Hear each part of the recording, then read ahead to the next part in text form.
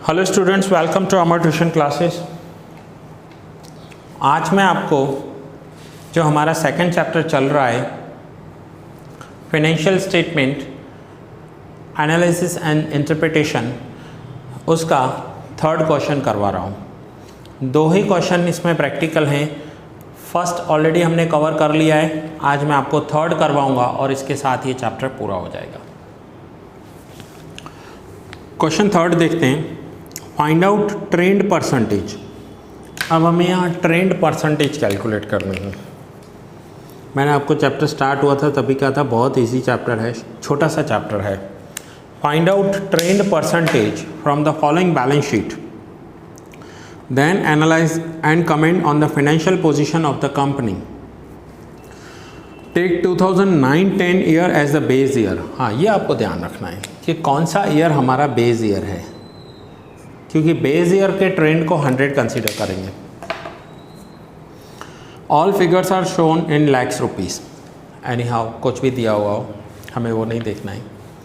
पहले जो भी क्वेश्चन दिया हुआ है ये देखिए एज इट इज़ मैंने यहाँ पर नोट डाउन कर लिया है। और हमेशा आपको याद रखना है कि आपको वर्टिकल बैलेंस शीट बनानी है। यहाँ पर आपको कंफ्यूज करने के लिए हॉरिजॉन्टल दे देंगे, आपको वर्टिकल बनानी है। और वर्टिकल बैलेंस शीट में कैसे बनाते हैं हम, तो सबसे पहले हम इक्विटीज़ एंड लाइबिलिटीज़ लिखते हैं एंड देन एसेट्स लिखते हैं। एक साथ आती है, ये टोटल ऑफ लाइबिलिटी होगा और ये टोटल ऑफ एसेट्स हो जाएगा। एक साथ हमें लिखना होता है। अब हमें क्या करना है, अब बुक का काम पूरा हो गया। बुक की हमें कोई ज़रूरत नहीं है, क्योंकि जो भी नोट डाउन करना था हमने as it is question copy कर लिया।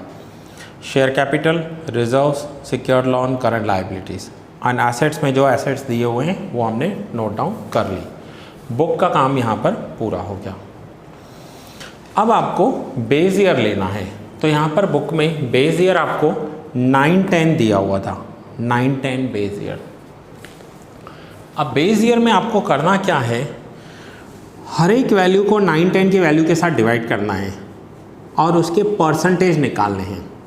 तो यहाँ पर मैंने 9, 10, 10, 11, 11, 12, 12, 13 के अमाउंट्स लिखे हैं। ये चारों वैल्यू इन अमाउंट हैं।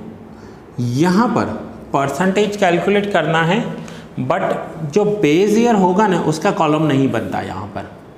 तो बेस ईयर मीन्स 9, 10 का कॉलम नहीं बनेगा, सिर्फ 10, 11, 11, 12 एंड 12, 30 का कॉलम बनेगा। और ये हमें इन परसेंटेज दिखाना होता है। अब कैसे कैलकुलेट करेंगे वो देखिए। इन तीनों वैल्यूज़ को बेस ईयर की वैल्यू के साथ डिवाइड करना है एक एक करके। 525 डिवाइड बाय 525 इंटू 100। एक मैं यहाँ पर करके दिखा रहा हूँ आपको, ये रफ समझिए आप, मैं रफ कर रहा हूँ। 525 डिवाइड बाय 525 इंटू 100, तो आंसर क्या आ जाएगा 100%। अब ये जो वैल्यूज़ मैं लिख रहा हूँ वो परसेंटेज में लिख रहा हूँ। सो फर्स्ट में मैं सिर्फ परसेंटेज लगा रहा हूँ, बाकियों में मैं परसेंटेज नहीं लगाऊंगा, क्योंकि ऑलरेडी मैंने ऊपर परसेंटेज लिख दिए हैं। ठीक है, नाउ फिर से अब यहाँ पर ध्यान देना हो। 509 divide by 417, 509 divide by 417 into 100, तो देखिए आंसर क्या आ रहा है। 509 डिवाइड बाय 417 इंटू 100, तो ये आंसर आ रहा है 122। फिर से 441 divide by 417, 441 divide by 417 into 100, so 441 divide by 417 into 100, तो ये आ रहा है 106।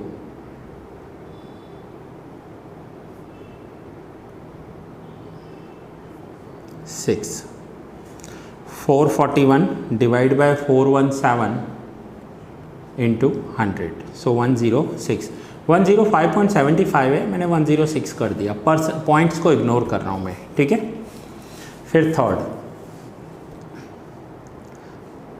पहले क्या किया, 509 को इससे डिवाइड किया, फिर 441 को इससे डिवाइड किया, अब मैं 452 को डिवाइड कर रहा हूँ। सो 452 divide by 417 into 100। So 452 divide by 417 into 100, तो ये आंसर आया 108। सो क्लियर हो गया। अब आपको क्या करना है, हर एक वैल्यू को बेस ईयर की वैल्यू के साथ डिवाइड करना है, जैसे मैंने यहाँ किया। पहले 509 को 417 से डिवाइड किया, फिर 441 को 417 से डिवाइड किया, एंड 452 को 417 से डिवाइड किया। जो भी आंसर आएगा वो हमारे परसेंटेज में होंगे। अब फिर से 1385 को बेस ईयर से डिवाइड कर रहा हूँ। सो 1385 डिवाइड बाय 1623 इंटू 100, तो ये आंसर आ गया 85। फिर से 1442 को डिवाइड कर रहा हूँ 1623 से, तो ये आंसर आ गया 88.84 है, हम लिखेंगे 89%। नाउ थर्ड 1601 डिवाइड बाय 1623, अब आंसर आ रहा है 98.64, तो हम करेंगे 99। फिर से अब 751, 1089, 1056 सबको 462 से डिवाइड करना है। 751 डिवाइड बाय 462 परसेंटेज, तो ये आ रहा है 162.55, तो 163 कर देंगे यहाँ पे।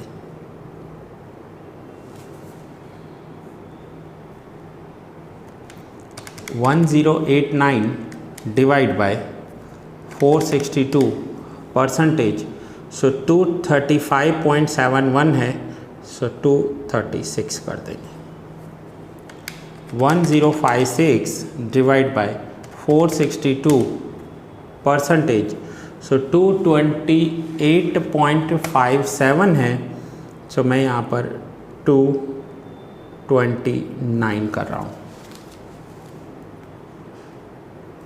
अब आइए टोटल्स में भी ये करेंगे, ये टोटल्स नहीं करने आपको, यहाँ से अलग करना है। अब हर एक टोटल को बेस ईयर के टोटल के साथ डिवाइड करेंगे। 3170 डिवाइड बाय 3027 इंटू 100, सो 104.72 आ रहा है, तो 105 करूँगा। 3497 डिवाइड बाय 3027 परसेंटेज, सो 116।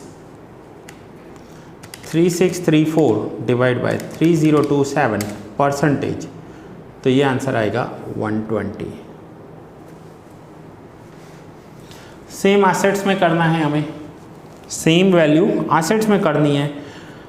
हर एक ईयर की एसेट्स को बेस ईयर के साथ डिवाइड करना है। सो 2219 डिवाइड बाय 2229 परसेंटेज, सो 99.55 आ रहा है, तो मैं यहाँ पर 100 लिख रहा हूँ। 2332 डिवाइड बाय 2229 परसेंटेज, 104.62, सो 105। फिर से 2439 डिवाइड बाय 2229 इंटू 100, तो यह आ रहा है 109। हर एक वैल्यू को बेस ईयर के साथ डिवाइड करना है। फिर से 3 divide by 4 into 100, 75। 17 divide by 4 into 100, सो 425।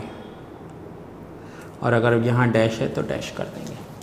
सो हर एक वैल्यू को बेस ईयर के साथ आपको डिवाइड करना है और परसेंटेज कैलकुलेट करके दिखाना है, इसे कहते हैं trend percentage. 948 divide by 794 into 100, सो ये है 119। 1148 divide by 794 into 100, so 145। 1195 divide by 794 into 100, so 151।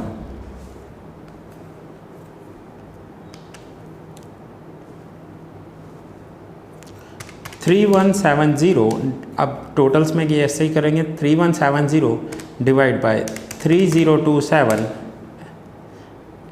Into 100, तो आंसर आ जाएगा 105। 104.72 है, मैं 105 रख रहा हूँ क्योंकि पॉइंट्स इग्नोर कर रहे हैं। 3497 divide by 3027 into 100, so 116, and 3634 divide by 3027 into 100, तो ये आंसर आएगा 120। सो इसे कहते हैं ट्रेंड परसेंटेज। ट्रेंड परसेंटेज में हमें क्या करना होगा, हर एक ईयर को उसके बेस ईयर के साथ डिवाइड करना होगा। ये डिवाइड ऐसे करते हैं, आप ये भी नोट डाउन कर लीजिए ताकि आपको समझ में आए, और उसके बाद ये क्वेश्चन आप नोट डाउन कर लीजिए। सो दैट्स इट फ्रेंड्स, ये लेक्चर यहाँ पूरा हुआ, ये चैप्टर यहाँ पूरा हुआ। बहुत ही छोटा चैप्टर था, सिर्फ 3 लेक्चर बने, 2 ही सम कवर करने थे हमें, और one of the most easiest chapter है। फिर से बोल रहा हूँ, one of the most easiest chapter है। सो मिलते हैं नेक्स्ट लेक्चर में।